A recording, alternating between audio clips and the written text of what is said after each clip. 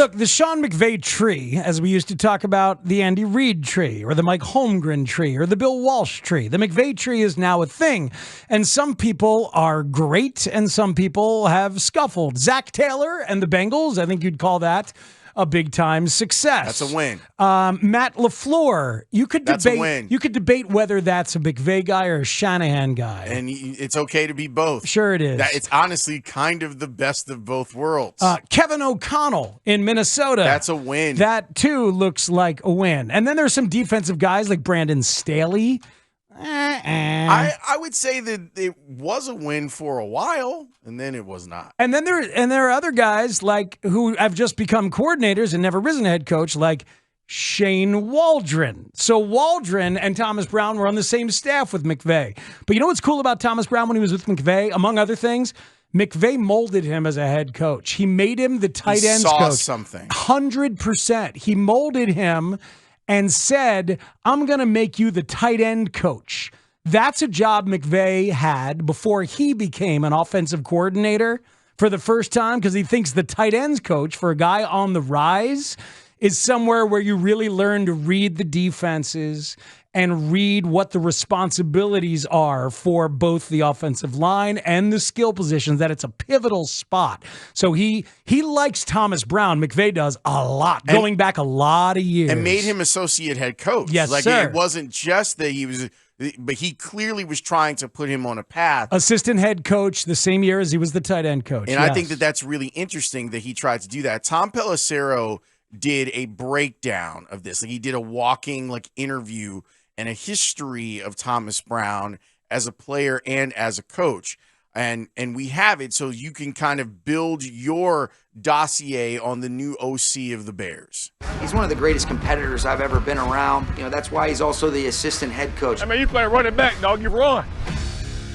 You're a very good player all through high school, all through college. So you get into the league, you're living your dream, and then the injury. My rookie year to the last preseason game, and I get horse collar.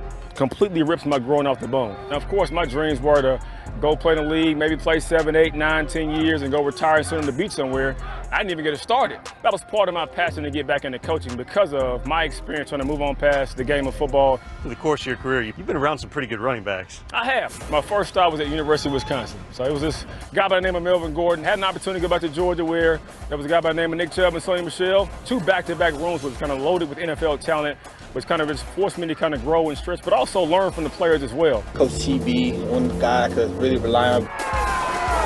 You go way back with Stafford, and you and Sean go way, way back. We do. I mean, we had some extreme battles back in high school. What are the tools do you think you've picked up? You know, first and foremost, Sean is by far and away the best communicator I've been a part of. I had the opportunity to be able to kind of see firsthand what an elite head coach looks like. It's been a blessing. Hey, yo, 11, Johnny Butt! So to move over to tight ends, how, if at all, do you think that helps you? It's been awesome for me to kind of grow from a development standpoint, but also stamp myself in a different room. He's always had that big picture perspective. He's really attacked the role with the right mindset and mentality. Catch tuck burst every time. Put it away faster. Good, there you go, good, perfect. How would you describe your coaching style? I'm definitely energetic. Hey, offense, cover around the bag. Very matter-of-fact, securing himself, very demanding of his guys. Every rep a game rep, full speed. Stafford gets away, looking, throwing, caught. Higbee's got a first down. It's about relationships, connecting with guys, trying to figure out how every guy in my room ticks, and it's my job to bring the best out of that player. It's my job, man. Make you right. To me, nothing prepares me more to become a head coach than my job right now. So being locked in as the assistant head coach, the tight ends coach, helping Sean in every way aspect possible, it also brings to life our players and trying to elevate those guys from a production standpoint. I've been right that way in my entire life. You set a goal, you make a goal, okay, what's next? If we can go back to, and thanks to NFL Network, Tom Pelissero for that breakdown on Thomas Brown.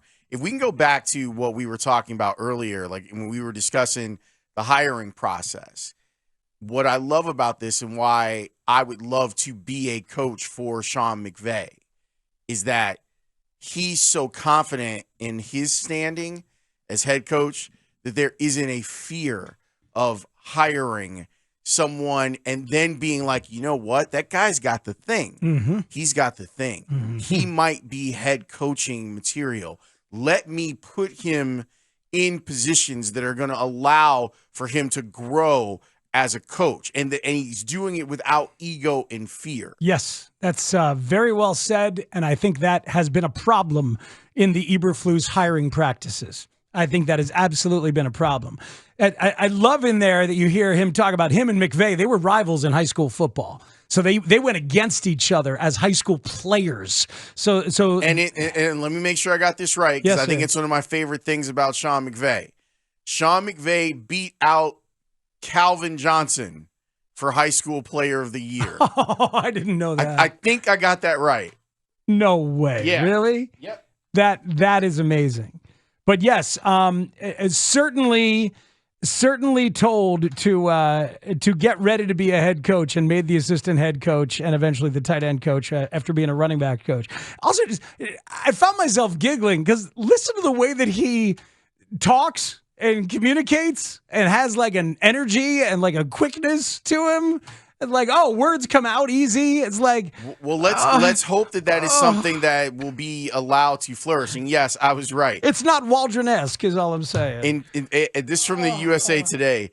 As a dual threat quarterback, he was one of the best in the state. In fact, McVey was so talented that he beat out Calvin Johnson for Georgia State Player of the Year in 2003. Unbelievable. At Marist, isn't that where Marist Manly went? Yeah, Marist is Manly, and then we put on a guest from Marist, Omari Hardwick too, right? I think they were teammates at Marist. Buck Farmer, the catcher and shortstop, one time for the Cincinnati Reds, is a Marist guy. I mean, this is pretty good. At Marist, McVay rushed for 2,600 yards and 40 touchdowns, and threw for 2,500 yards and 18 touchdowns. That's awesome. That's a great nugget. I love the textures. I'm sorry, but Waldron literally never sounded that confident and smart. I agree with you. And maybe that is the confidence of being an ex-player. Maybe a guy that made it to the NFL, even though he didn't get to continue his NFL dream. Yes. Let me go ahead and say this now, because I said it during the hiring process for anybody who remembers. Thomas Brown is future head coach material. If for some reason this thing clicks in a different way, or you see some stuff that you like, and it might not go that way because things are so bad and so disjointed. But if it clicks, I'll go ahead and get on record right now that the concept of him, not Shane Waldron, not ever, but the concept of Thomas Brown as a potential promote to head coach and get rid of the de facto defensive coordinator who has been over-promoted to begin with, that is a concept that as a human from the Thomas Brown perspective and a leader from the Thomas Brown perspective actually has legs. Gerald Everett was on those teams out in L.A. Here's what he had to say about Thomas Brown as a teacher. Again, just a great teacher. I mean, we're grown men here in this profession, and to be a grown man coaching another grown man, you have to have something about yourself just to kind of relay that message to a group of grown men. And I think Thomas and Shane did a great job in doing that, and I think he's going to do a great job here as well. That's Gerald Everett right there. And do we have time to get to TJ Edwards right here? TJ Edwards from our midday show, or should we do it when we come back? All right, we'll do it when we come back. And we can address something that people are asking about. They're like, well, wait, the Carolina thing last year, he was in charge of that. Well, what about that? We will discuss that because it comes with context. There's some things that you need to understand about that situation that as a Bears fan might make you feel better than just looking at the results. It didn't go well for Thomas Brown in Carolina last year. After he took over, Frank Reich was the offensive guru, the head coach, and the play caller to start the year. They went 1-10, and Frank Reich got the boot. And even before he got the boot, Thomas Brown took over. He did what, the last 6 games, I think it was? Here's the breakdown. Our friend Carmen Vitale of Fox Sports. The first 6 games. She put out a very long tweet this morning when the announcement was made, and I thought that it added a really important layer of context to Carolina last year. She writes, one thing I think should be clarified about new Bears OC Thomas Brown is that for a large portion of the season last year in Carolina, Brown was not the offensive play caller. Head coach Frank Reich was. Brown took over the duties the final 6 games after Reich was fired, and prior to that, he had called plays just 1 full game in October after Carolina started 0-6, and then the final drive versus the Texans where the Panthers scored a game-winning field goal for their first win of 2023. Prior to last year, Brown had multiple interviews for OC, including the Bears, an interview for the Titans' head job after they fired Vrabel. Brown spent 3 years in L.A. with the Rams as Sean McVay's running back coach before that. It's an uphill battle considering we're over halfway through the NFL season, but I was seeing too many people attributing Bryce Young's first season to Brown, and that's not the full story. That is excellent context. So not the play caller for the bulk of that year, and given the job for one game after the 0-6 start, and then given the job for the final few games of the year, right? And so you give all that context. I will add this tweet from Thomas Brown's wife last December 10th, as unearthed by Connor Allen. Is this source reliable? I'm going to say yes. Are we sure it's her account? Yes. Do you trust something your wife says about you in a public space? Would you trust Steve? Yes. 3 for 3. So I feel good about moving forward. But thank you. How are you doing today? Solid. Thank you for asking. Appreciate it. Feel like it's been a good show. I like this show. Connor Allen said, remember that the Panthers had no talent, and Thomas Brown's wife mentioned that he was essentially just a placeholder. The last 2 games, it looked like they were just running the ball to end the game sooner. That was the observation, right? Here was the tweet. A Charlotte sports fan tweeted this last December, Lawrence. You ready? If we're keeping it a buck, Thomas Brown should be fired tomorrow. And then Thomas Brown's wife replied with this, we are fired. We just have to stay behind because someone has to call plays. If you guys know someone else to do the next 4 weeks, give Tepper a holler. Laughing, crying face emoji. As if this is fun for us. Dude, how about that? I like her. Dude, I like her too.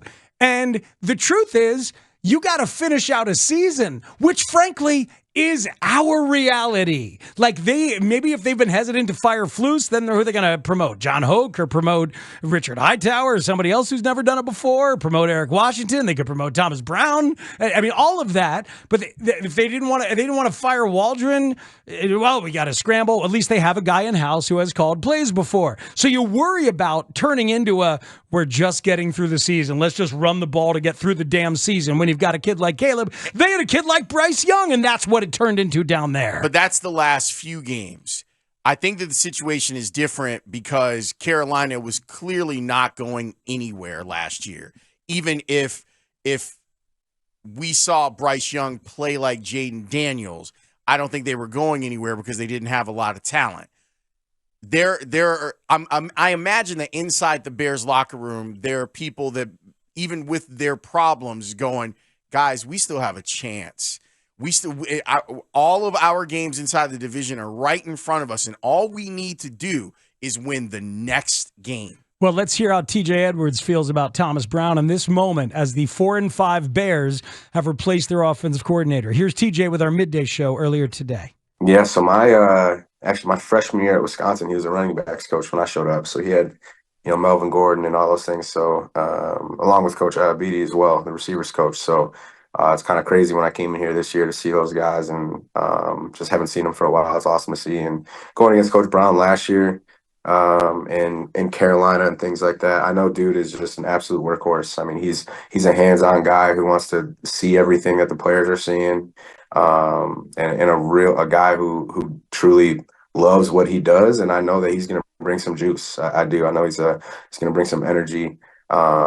And I'm excited to see it. I am excited to see kind of where we go, but I know that it's never just one thing, right? So we got to kind of that is what it is right now. But as a defense, and that's what I'm focused on, is how we can stop these teams that are coming in here.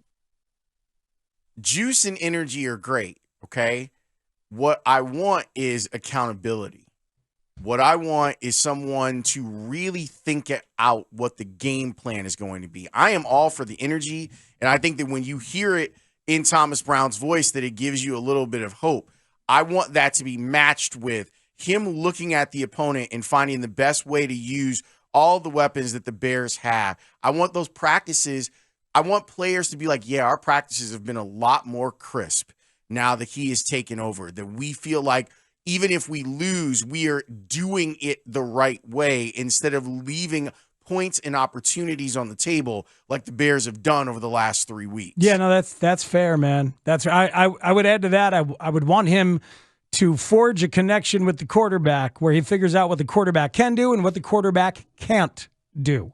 And the quarterback is comfortable saying, as Kurt Warner has said to us before, as others have intimated, that they have a thing where the quarterback's like, you know what, I'm having a hard time with that. All right, let's take it out. Let's just do stuff that you can do for now and build it. Or why are you having a hard time Both. with it? Because